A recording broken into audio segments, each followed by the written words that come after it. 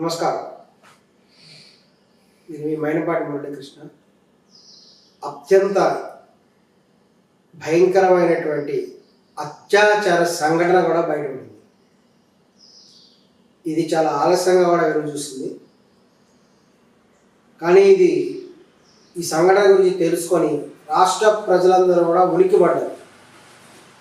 దీనికి కారణం ఏంటంటే, ఈ అత్యాచారం జరిగినటువంటి ప్రదేశం ఏదైతే ఉందో అది ఒక దేవాలయం దగ్గరలో ఉండడం. ఇది నిజంగా ఎంతోమంది భక్తుల్ని కూడా దిగ్భ్రాంతపరిచింది.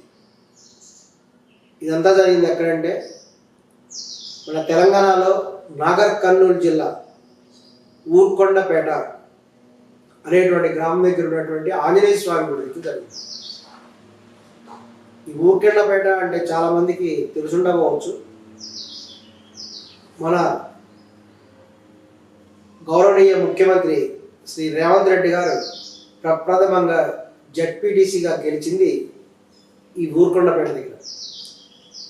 ఈ విధంగా రేవంత్ రెడ్డి గారు తన రాజకీయ జీవితాన్ని విజయవంతంగా ప్రారంభించినటువంటి ఈ ఊర్కొండపేట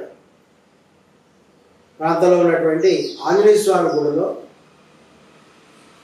జరిగినటువంటి సామూహిక అత్యాచారం, మామూలు అత్యాచారం కాదు, సామూహిక అత్యాచార సంఘటన తీవ్రమైనటువంటి అల్లకల్లోలాన్ని సృష్టించింది.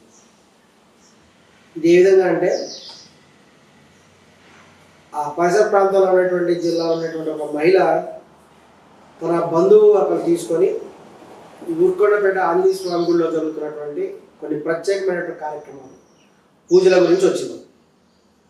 అక్కడ ఉన్నటువంటి కార్యక్రమాలు చూసినటువంటి ఆమె తర్వాత ఆయన దేవాలయ ప్రాంతంలో నిద్ర చేయాలని కూడా సంకల్పించుకుంది.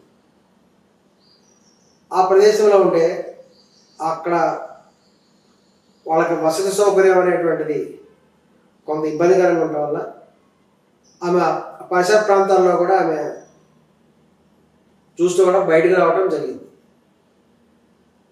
ఇక్కడ గమనించాల్సిన విషయం ఏంటంటే, ఈ ఆలయంలో ఉండే పనిచేసేటువంటి కొంతమంది కాంట్రాక్ట్ ఉద్యోగులే ఈ విధమైనటువంటి దారుణ సంఘటనకి ఈ యొక్క కారణం అనేటువంటి విషయం తెలుసుకొని అందరూ కూడా ఆశ్చర్యపోయారు. అదేమిటంటే, వీళ్ళని గమనించినటువంటి ఆలయంలో పనిచేసే ఒక కాంట్రాక్ట్ ఉద్యోగి వెంటనే కూడా వీళ్ళ గురించి కూడా తన ఫ్రెండ్లకు కొంతమంది కూడా వాళ్ళు తెలియజేయడం జరిగింది. ఆ ఫ్రెండ్స్ అనేటువంటి వాళ్ళు ఎవరంటే, ఇంకా ఆశ్చర్యకరమైన విషయం, వాళ్ళు మొత్తం 8 మంది ఉన్నారంట అందరూ కలిసి. వీళ్ళలో 6 మంది టీఆర్ఎస్ పార్టీ చెందిన వాళ్ళు, ఒక 2 బీజేపీ చెందిన వాళ్ళు. ఈ యొక్క టీఆర్ఎస్ చెందినటువంటి ఆ వ్యక్తులు కొంతమంది, మరి 2 బీజేపీ చెందినటువంటి వ్యక్తులు, వీళ్ళందరూ కూడా ఆ మహిళని కూడా బంధించారంట. బంధించేసి ఆ మహిళ వెంబడి చూడండి అతని బంధువులు కూడా అతను చొక్కా ఇప్పేసి అక్కడ చెట్టుకు కట్టేసేసి ఈ మహిళ మీద కూడా సామూహిక అత్యాచారం చేసింది. ఒకళ్ళ తర్వాత ఒకళ్ళు. ఈ విధంగా 8 మంది అత్యాచారం చేశారని చెప్పడం జరుగుతున్నది. ఇక ఆ మహిళ కూడా ఇక చివరికి శ్రోతకి పడిపోయింది. ఒళ్ళు తెలియని పరిస్థితి పడిపోయి ఇక కొంత మెలకువ రాగానే వాళ్ళని దాహం వేస్తున్నది, కొంచెం మంచినీళ్ళు ఏమైనా తాగడానికి అని అడిగితే ఆ దుర్మార్గులు సరే నీళ్ళు తీస్తాం తాగు అని చెప్పేసి ఉచ్చబోసారట. ఆ నోట్లో ఉచ్చబోసి ఉచ్చదాగు నీకు ఇదే కరెక్ట్ అన్న. ఇంత దుర్మార్గమైనటువంటి పరిస్థితి ఎందుకు వస్తుంది, మనుషులలో క్రూరత్వం అనేది ఈ స్థాయికి ఎందుకు పోతున్నది అనేటువంటిది కూడా అందరినీ దిగ్భ్రాంతికి గురి చేసేటువంటి విషయం. వెంటనే ఆ పేర్కొన్నటువంటి ఆ యొక్క బాధితులు కూడా ఇంకా అలాగే శ్రోతకి కోల్పోతే ఇక చివరికి కూడా వీళ్ళని విడిచిపెట్టి వాళ్ళు వెళ్ళిపోయారు. ఆలయాల దగ్గర పనిచేసేటువంటి వాళ్ళ ఆ కార్మికులు లేదా ఉద్యోగులు. ఈమె తర్వాత నిద్ర లేచి తన బంధువులు కూడా తన కట్లింపు తీసినప్పుడు వీళ్ళు గమనించిన విషయం ఏంటంటే, ఈమె దగ్గర ఉండే బంగారం అంతా కూడా వాళ్ళు తీసుకుని వెళ్ళిపోయారు. వాళ్ళ మెడలో ఉండేటువంటి చెవులు అయిపోయింది, బంగారం దగ్గర ఉండేటువంటి నగదు మొత్తం కూడా దోచుకోలేదు. ఇంకా వాళ్ళకి ఏం చేయాలి అర్థం కాక ఇక ఎవరికి చెప్పలేక ఇక చివరికి పోలీసుల దగ్గరకు వచ్చేసి తమను ఎవరో గుర్తు తెలియని వ్యక్తులు బెదిరించారని, తమ దగ్గర ఉన్న బంగారం నగదు దోచుకున్నారని కూడా కంప్లైంట్ ఇవ్వడం జరిగింది. మరి ఇటువంటి సందర్భాల్లో పోలీసులు ఏం చేశారంటే వెంటనే దీని గురించి ఎంతో కూడా చాకచక్యంతో వ్యవహరించి అక్కడ ఎంక్వైరీ చేయడం జరిగింది. పోలీసులు ఎంక్వైరీ తెలిసిందంటే అక్కడ కొన్ని సీసీటీవీ కెమెరాలు ఉంటాయి కొన్ని చోట్ల, అందులో కొన్ని రికార్డ్ అయినాయి. అదేంటంటే ఒక మహిళను అక్కడ పనిచేసేటువంటి ఒక వ్యక్తి బెదిరిస్తున్నాడు, ఇదంతా కూడా వాళ్ళకి కనబడింది సీసీటీవీ కెమెరా ఫుటేజ్లో. వెంటనే వీళ్ళు తమదైన శైలిలో కూడా విచారించగా జరిగినటువంటి ఘోరం అంతా కూడా బయటపడుతుంది. పోలీసులు కూడా తీవ్రంగా దిగ్భ్రాంతిలోనయ్యారు. ఏంది ఇటువంటి అమానుష సంఘటన జరుగుతున్నటువంటి దేవాలయ పరిస్థితులు అని చెప్పేసి వాళ్ళని తీవ్రంగా కూడా ఆ యొక్క దోషులని కూడా వాళ్ళు ఎంక్వైరీ చేస్తే మరికొన్ని దిగ్భ్రాంతికరమైన విషయాలు బయటపడ్డాయి. అది ఏంటంటే గత కొంతకాలంగా కూడా ఈ ఊర్కొండపేట ఆంజనేయ స్వామి గుడి దగ్గర పనిచేసేటువంటి కొంతమంది ఉద్యోగులు, అక్కడ కాంట్రాక్ట్ మీద పనిచేసేవాళ్ళు కొంతమంది, అక్కడ కొంతమంది కార్మికులు అయితే అక్కడ సంబంధించిన కొంతమంది వాళ్ళు బీఆర్ఎస్ పార్టీ చెందిన వాళ్ళు అంటున్నారు, కొంతమంది ఏమో బీజేపీ చెందిన వాళ్ళు కొంతమంది ఉన్నారు అంటున్నారు. వీళ్ళు ఏం చేస్తున్నారంటే ఎవడైతే గుడికి వచ్చే ఒంటరి మహిళలు ఉన్నారో, లేకపోతే ఎవరైనా ప్రేమ పక్షులు వచ్చినా, లేకపోతే కొంతమంది ఈ యొక్క తమ భర్తతో కాకుండా వేరే వాళ్ళతో ఎవరైనా వస్తున్నారు, ఇటువంటి వాళ్ళని కూడా వీళ్ళు టార్గెట్ చేసుకుంటున్నారు. టార్గెట్ చేసుకొని వెంటనే కూడా ఇటువంటి మహిళల్ని వాళ్ళు ఐడెంటిఫై చేసి వాళ్ళ దగ్గర ఒంటరిగా ఉన్నప్పుడు కలవటం, వాళ్ళని బెదిరించడం, తద్వారా ఈ యొక్క ప్రేమ భక్తులు ఏంటైతే వాళ్ళ దగ్గర ఉన్నటువంటి నగదు తీసుకోవడం, వాళ్ళ దగ్గర ఉన్న వస్తువులు విలువైనవి తీసుకోవడం, ఈ విధంగా చేయడం, వాళ్ళ మీద అత్యాచారాలు చేయడం వంటివి కూడా అనేక కాలం నుంచి జరుగుతున్నాయి ఇక్కడ. ఈ విషయం కూడా ఎప్పుడూ ఎవరు బయటికి తేలేదు, ఎందుకంటే వాళ్ళు భయపడ్డారు. పరుగు పోతే వాళ్ళని భయపడి ఇప్పటివరకు కూడా ఇటువంటివి రాలేదు.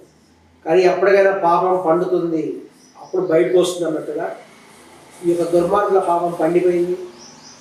దెబ్బ కూడా విషయం అంతా కూడా బయటకు వచ్చేసింది.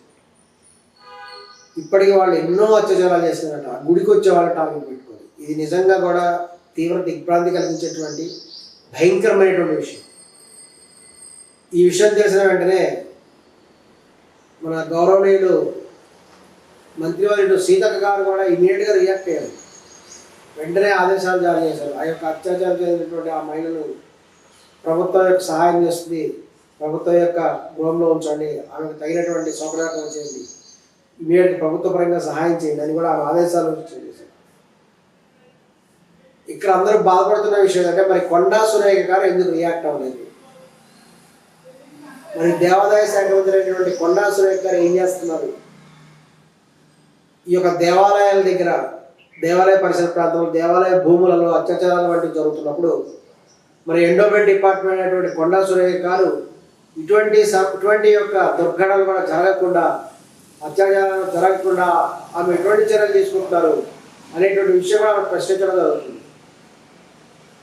దీని కొరకు దేవాలయాల దగ్గర ఎటువంటి దుర్ఘటన జరగకుండా తగినటువంటి భక్తులకు రక్షణ కలుగజేయండి, వచ్చేటువంటి వారికి తగినటువంటి సౌకర్యాలు కలుగజేయండి ఆమెకి వినతి పత్రం కూడా ఇవ్వడం జరిగింది. ఈ యొక్క వినతి పత్రాన్ని స్వీకరించారు కొండా సురేఖ గారు, మన ఎండోమెంట్ శాఖ మంత్రి గారు.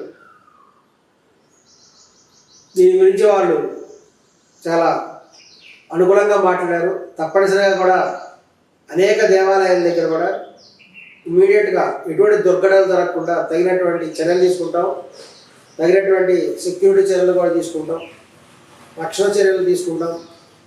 ఇక ప్రజలకు కూడా భక్తులకి తగినటువంటి సౌకర్యాలు దేవాలయాల దగ్గర కల్పిస్తాం అని కూడా చెప్పడం జరిగింది. దీనికి ఇంకా కృతజ్ఞతలు తెలియజేస్తున్నాం.